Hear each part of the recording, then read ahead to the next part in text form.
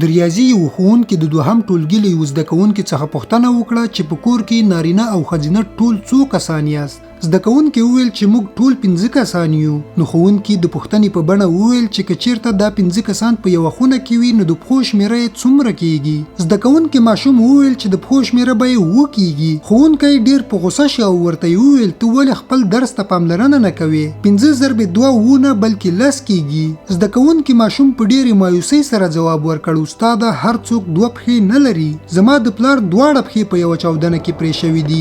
د خور مې هم یوه پښه نشته. خو که د همدا پښتنه زما د ورور له واده څخه وړاندې کړی وای نو زما جواب به 14 و.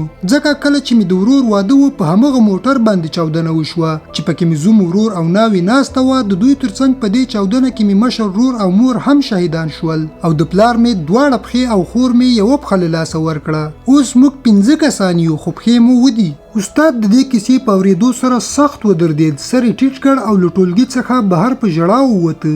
نن ورځ د افغانانو نفوس شاوخوا 40 میلیونو ته رسیږي چې په همدې 40 میلیونو کې هر افغان د جګړې له امله اغېزمن شوی. ځینې شهیدان شوي، ځینو کور او وطن له لاسه ورکړی، ځینې معیوبین، ځینې ورک او هغه چې ظاهرا روغ ښکاري د ژورو دردونو سره ژوند کوي. جګړې یوازې د دوی کورونه نه بلکې ارواګانې هم ورانې کړې. په ټول هېواد کې غربت، بېوسۍ او افغان د هماغه جګړې تاثیر دی. خو که موږ د درد پر ځای د هیلو او رڼاو بلولو ته کار وکړو نو د دې 40 میلیونو او راتلونکو نسلونو زړونه به د راتلونکي افغانستان د رڼا مشالونه بل کړي.